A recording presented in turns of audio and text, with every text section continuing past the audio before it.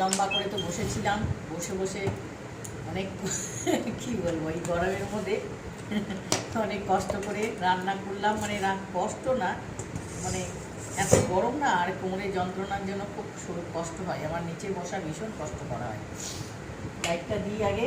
দেখো চলে এসেছে কি কি তোমাদের বললাম, রকম শাক কাটছিলাম, যে ঢেঁকির শাক। এই দেখো ঢেঁকির শাকের পোস্ত, ঢেঁকির শাকের পোস্ত পাতে বেড়ে নিচ্ছি। দেখো দুপুরবেলার খাওয়া দাওয়া আজকে কী কী আছে সেটাও তোমাদের দেখাচ্ছি।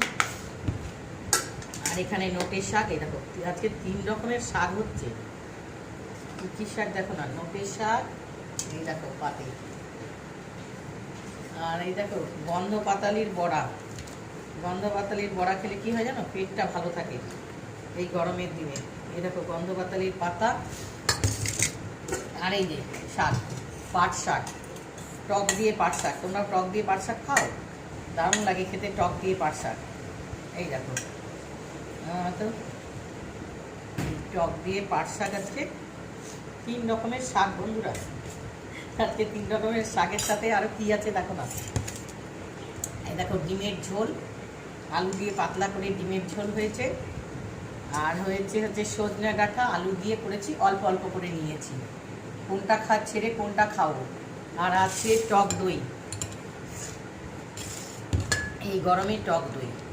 এই হলো আজকে দুপুরের আমাদের খাওয়া দাওয়া বন্ধুরা।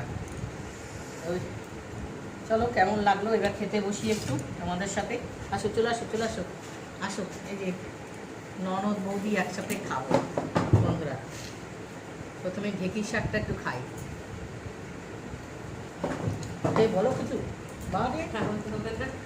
কিছুই বলো না, রোজ রোজ খালি খাও, কথা বলো না।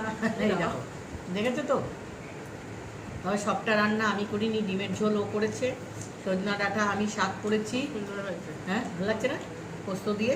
তবে রেসিপিটা তোমাদের দিব বন্ধুরা, তো এইভাবে তোমরাও করে খাও।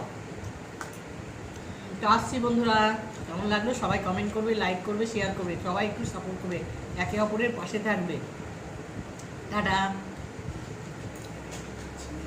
করে আজকে